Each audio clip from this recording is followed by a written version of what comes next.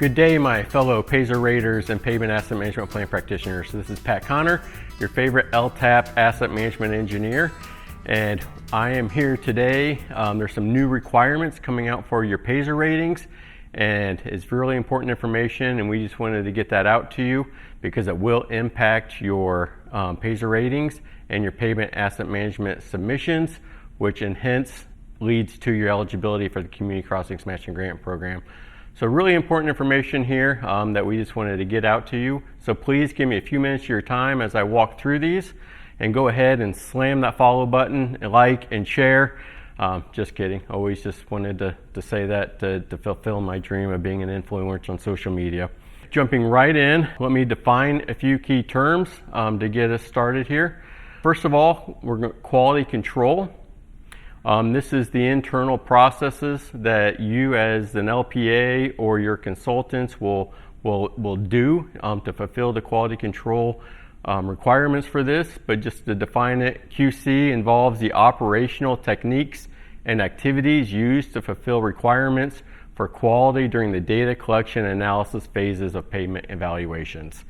The primary goal of the QC program is to ensure consistency of the PASER program within the local agencies and their consultants that they are using. So some example activities of this is, reviewing the payment distress data for completeness and correctness, spot checking field data and conducting re-inspections of segments to confirm the initial results, and ensuring data collectors are using the equipment properly and consistently. On the quality assurance side, this is what we are doing at LTAP at the statewide level and through our training and certification process. QA refers to the systematic planning and oversight of all activities related to payment condition assessments, ensuring the entire process is capable of delivering accurate, repeatable, and meaningful results. So the primary goal of the quality assurance program is to validate the asset management data and provide statewide reporting for the PASER program. Some example activities of this are developing standardized data collection protocols and training the inspectors, auditing the inspection processes, creating a certification process for raters, ensuring proper documentation of procedures, methodologies, and the results. So with those two key terms defined, I'll show you kind of an overview of our program now, the new PASER program, the QA/QC program. And you can kind of see here the general overview of this. We have underneath the quality control, we have the PASER training, PASER certification, and PAMP validation. But before I get into that, let me just get the quality assurance out of the way. Since it doesn't really impact you, this is what we are doing. But I wanted just to communicate this to make sure everybody's that knows about it and what we are doing. So the QA program here that LTAP is creating is a team of certified QA raters. In order to be a certified QA rater, there is some additional training and testing that we will provide. But what we're going to do is take a random sampling of all the segments that come in from Lake Michigan down to the Ohio River, and then assign those different segments to the different team members around the state to go out there and just validate that data for the QA process. Some of the aspects of the QA process will check the consistency and accuracy and confidence in the statewide data as we report it to the state legislators and our statewide reporting. It will also assist our training efforts. So by doing this process, hopefully we'll be able to identify some of the most common leading errors in the PASER ratings. If we see that 5s are being consistently rated as 4, or 3s are being missed, or whatever the case may be, we can adjust and focus in on some of those elements in our training, then to help provide the overall more accuracy and completeness in the data collection. And then also we'll just help make the whole process more defensible. Referring back to some of our payment asset management and asset management classes, one of the key elements of an asset management plan is to be defensible. So this processes helps create that defensibility in the program. So now that that's out of the way, let me get into what most of you and all of you will be more interested in here as to the quality control side and becoming a certified PASER rater. The PASER training, we are going to offer 2 classes. One is going to look very similar to our classes that we have done in the past, our PASER classes that we have held in person. We are going to continue to hold those classes in person, go around the state and doing that. So we will every year go around the state providing in-person training. And then also on a quarterly basis, our goal, our plan is to provide a hybrid class. So the hybrid class, you can come here to our classroom in West Lafayette and attend in person or tune in virtually and be able to ask questions live and go through the training in a live format in that way. And then also we're going to create a recertification class. It's going to be a more condensed version of the full day class.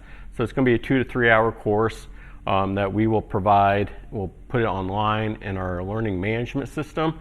So throughout your convenience, you can log into the learning management system, watch the class, and then take the exam, which I'll get to here in a second.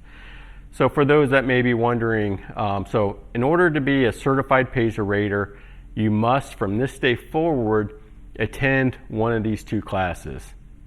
If you have attended one of our classes in the past and it's in our learning management system, you will receive an email from us. And what you can do then is attend our online class that we're going to be developing here shortly and take the class to help become certified in that way. Or, if you would rather attend our class in person, you're more than welcome to do that as well. But for those that have never been trained before, you must attend the full day class in person or a hybrid class that we will provide as well. So if you've been to training before, what we're asking is to at least attend the recertification course online when we get that developed here shortly. The PASER certification is going to be, the requirements for that is to attend the training and then complete the exam. So the certification part is really the exam part after the training. So for both the full day course and the shortened recertification course, you'll receive an email with a link to take the exam online after you attend the class, either virtually or in person. You'll have to take the exam online.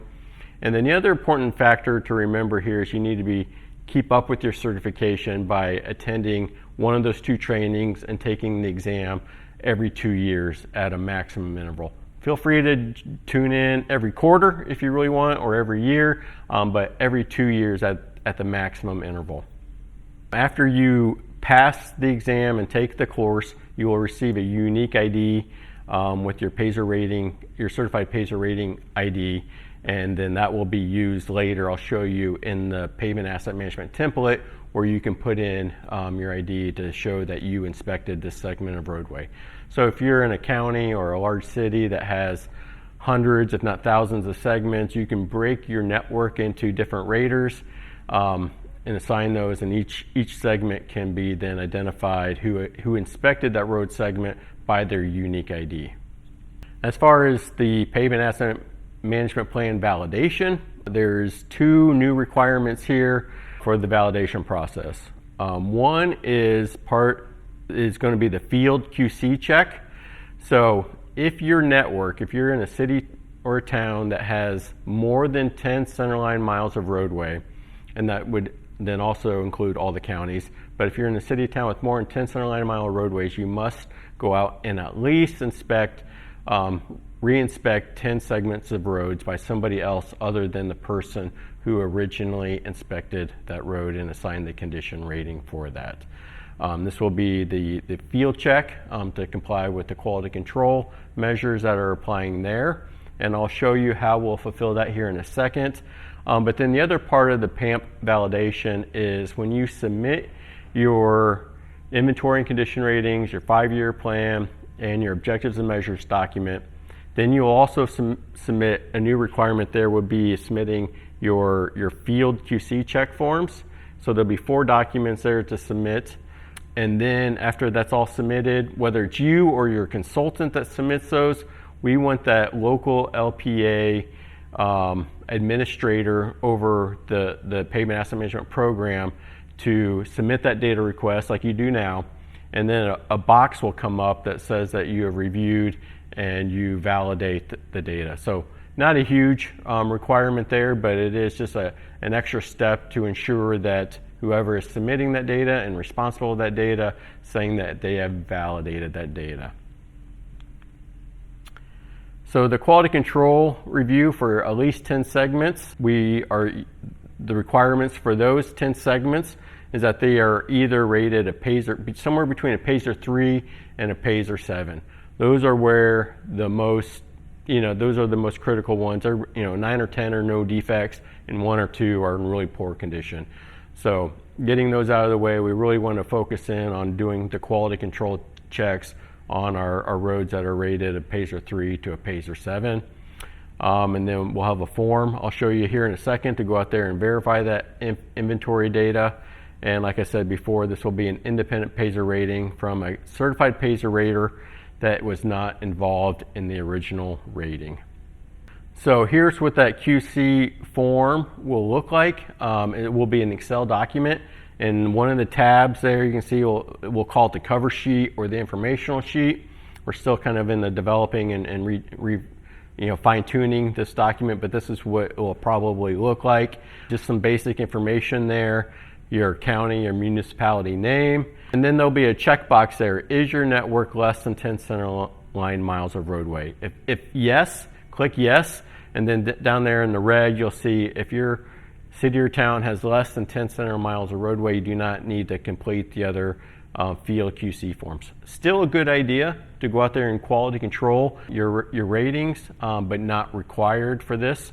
The second thing that we have on there is to let us know what road condition type system that you are using to evaluate your roads. Are you using PASER, PCI, or IRI? If you're using PCI, if PCI or IRI are checked on here, and then again, those have their own ASTM standards and quality control and equipment quality, calibrated stuff going on. So those don't need. We're focused on the PASER program here and want to do quality control and quality assurance for the PASER program. So if you're using PCI or IRI, then also no need to go any further with the quality control forms to doing the field checks. Again, still highly recommended. You should still get out there and verify what that vendor or technology is giving you in data, just to make sure you're in agreement with it. That way you have confidence in that data and you're using that in your data decision process. And then here is an example, if you can see this online, what that field form will look like. It's just basic information to verify, put in your roadway ID information, the roadway segment designation, the roadway name, the from and to. Let's identify that segment. And then we're going to verify the other inventory and condition rating information that is in your inventory data.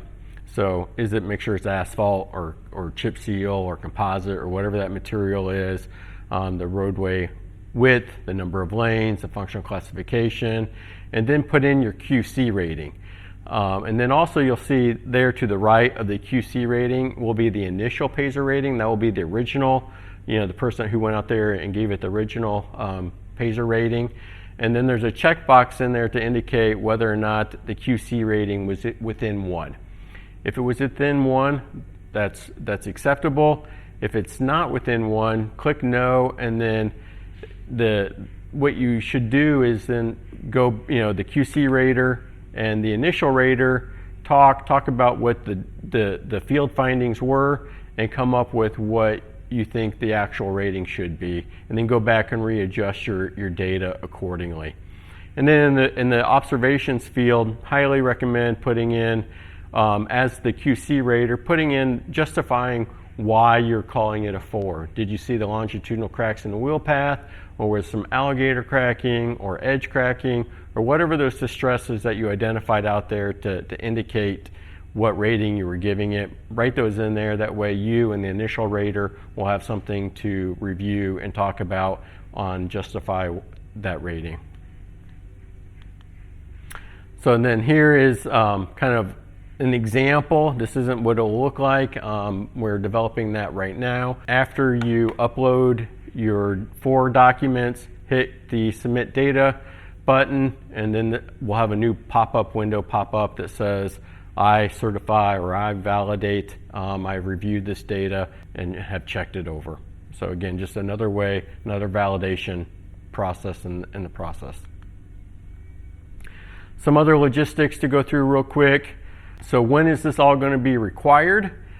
We are developing and changing the data management system right now for the certified PASER rating ID number and for the quality control field forms. So you will see that in this year 2025's data request for pavement asset management plans. I'll show you examples of what that look like here in a second. So you'll see that in the data request this year, but we are not going to validate that data this year. We'll give everybody, from now through next year, 2026, where it will become fully required to have every segment of roadway rated by a certified PASER rater, and then 2026, that data will be validated and part of the PAMP submission there. PASER certification, yeah, I already discussed this already. If you've already participated in an LTAP PASER training, you can attend the recertification class if you would like, or you can attend the full day course. Yeah, if you're new to PASER, again, attend the full day workshop. Starting June 9th, we'll be in Terre Haute, and then working our way down south. And then that following week, we will start in Lowell and hit Fishers and Fort Wayne and hit the northern part of the state that following week. And then on June 24th, we'll be doing a hybrid class, so you can join me here in West Lafayette or attend virtually for that class then. Here's, everybody should be familiar with our pavement asset management plan template. There on the left, we'll add a column there for the certified PASER rater ID or number. And that's where you'll put in that number that we'll assign to you after you take the class and pass the exam. And then finally, there on the document submissions, right there you'll see, you have your inventory and condition ratings, your 5-year plan, your objectives and measures. There'll be a 4th document in there to upload that spreadsheet that I just showed you before with your field QC forms that you guys will go out and use to quality control your data. With that, please feel free to reach out. We're here to help and serve in any way that we can and help make this program a success moving into the future. Hit that follow button, like and share, and let's get this message out there to everybody so we all stay tuned to what the latest developments are. Thanks and have a good day.